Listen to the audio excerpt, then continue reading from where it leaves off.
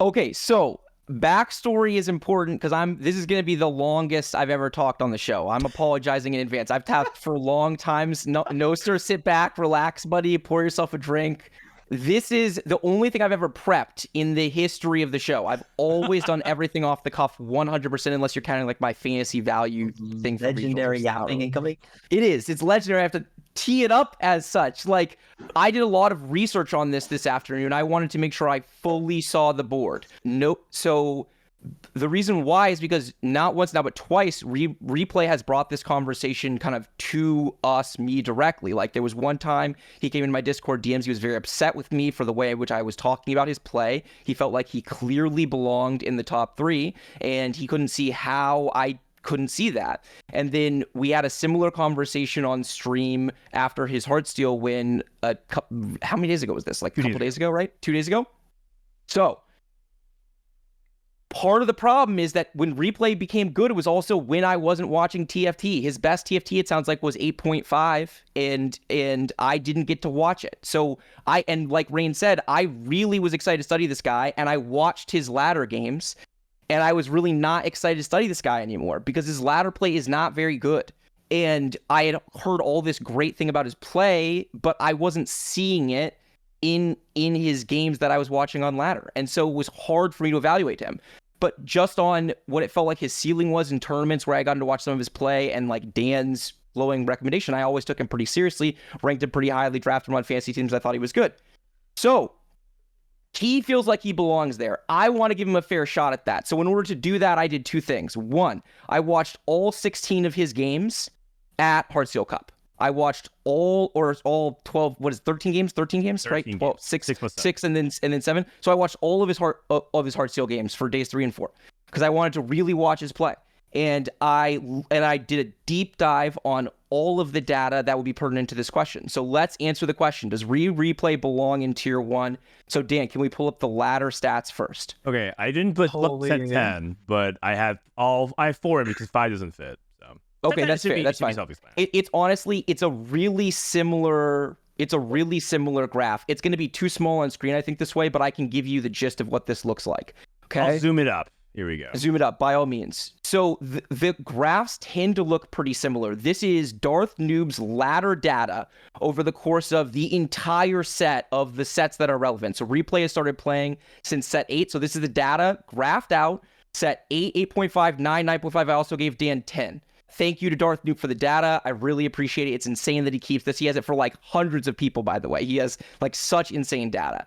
So this is what their LP journey is plotted out over the course of the set. And you will see very clearly that there are 2 people who are tier 1, 1 person who is tier 2, and 1 person who is tier 3. Tier 1 is Dishsoap and Setsuko. They are just preposterously consistent. Obviously, this kind of ebbs and flows. It goes back and forth. But the light blue and the orange line are on top for the majority of these things, outside of decay and, random blips.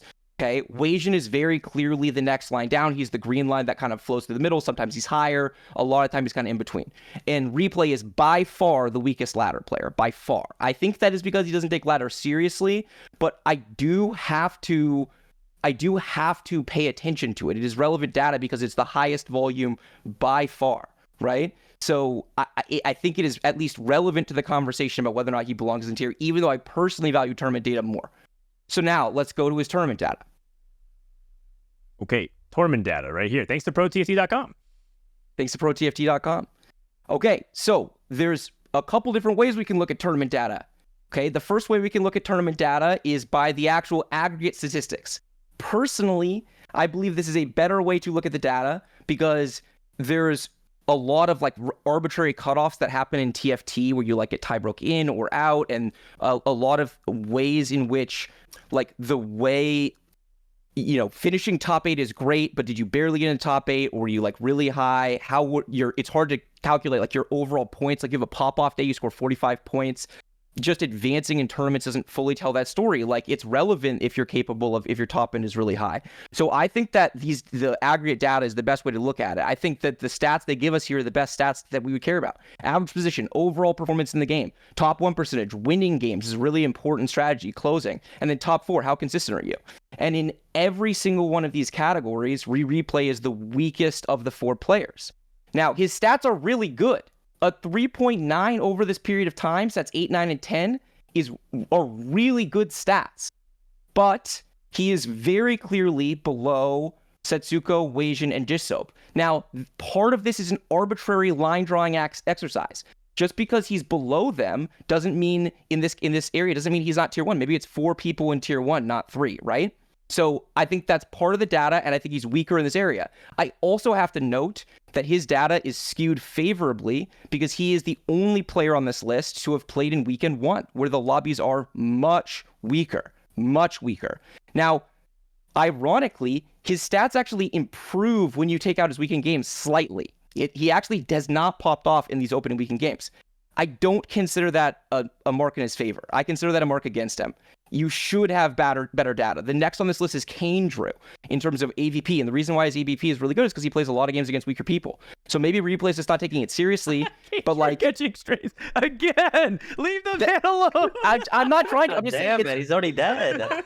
I'm just saying it's relevant, right? Like he doesn't get to just decide when he cares and only want to be evaluated based on when he cares. Like he should be playing better against opening weekend players. And he's the only player on this list to have busted day 1 or day 2, and he busted day 1. And that is a big mark against you. I don't know what to say. Like, that is Dishsoap, Wasian, and Setsuko would never. They would never day 1 a tournament. There is no fucking way if you made them play day 1, they're day 1, if they're playing at all seriously. Even if they're not playing seriously, they're not going to. So I think that's a mark against them.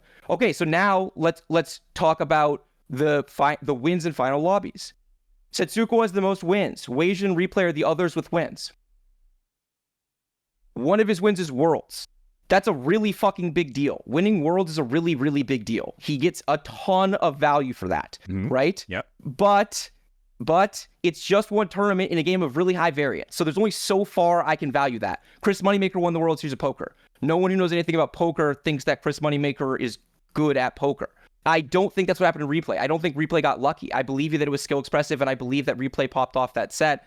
I am saying, though, that one tournament, it's hard for me to overvalue when someone who just barely missed at NA regionals could have easily gone and done really well. Like, there's a lot of variables there. So I give him, it's the most valuable tournament win, but it doesn't mean that I automatically put him in tier 1A. There were people who've come close to winning Worlds that were not that good. And then he likes talking about final lobbies a lot. Setsuko's the most. He's clearly the second most. Wasian and Dishsoap are gapped. I think when you add top 16, this stat does not look nearly as favorable to him. I think it's kind of an arbitrary cutoff, like 8 versus 16. Yeah, it's final lobby, but like, is finishing 8th that much better than finishing 9th? Not really. And so I think, Wasian and Dishsoap have had a lot more top 16s and haven't gone to final lobby, so he gets points for this. And then the weekend 1 play you see at the bottom. So for me, in this area, Dishsoap seems the weakest because Dishsoap has no tournament wins. That does say something. I do think there's RNG there, but that definitely says something. And he's also the fewest final lobbies as well, which also says something. It does matter, the 16 to 18 gap. So I think in this area, it's pretty clear that Replay does belong in that same tier. I don't know how, based on like looking at wins, final lobby performance, looking at games this way, you could say he doesn't belong there. And I also think that there's a fairly significant gap if you add top 16s in final lobbies versus anyone else, which would also suggest tier 1, this is the 4. Okay. Okay, so Bryce, wait, agree or disagree? No, I'm not done. I apologize, everybody. Sorry. So no, you're good. We So need an intermission. That's just the stats. So now the eye test. Okay, I watched all of his games. Okay, this was not a lucky win. He played the best TFT at Heartsteel Cup. He had huge edge over the field. His stage 2 play was better than a ton of people. He preserved HP way better than people, and he was by far the best 80 flex player. I think Setsuko was probably the next best, and I think it's probably not by far in Setsuko. I think they're probably pretty close, but I think that there's a huge gap after them in terms of how well they play that line. He bought way more units on his roll down than most players, and he got way more stable in stage 4 than other players did playing the same way. So it was a completely deserved win. In some ways, it was ridiculously impressive TFT. But he also made more mistakes over the course of those 13 games than you will see a player of the tier 1 make.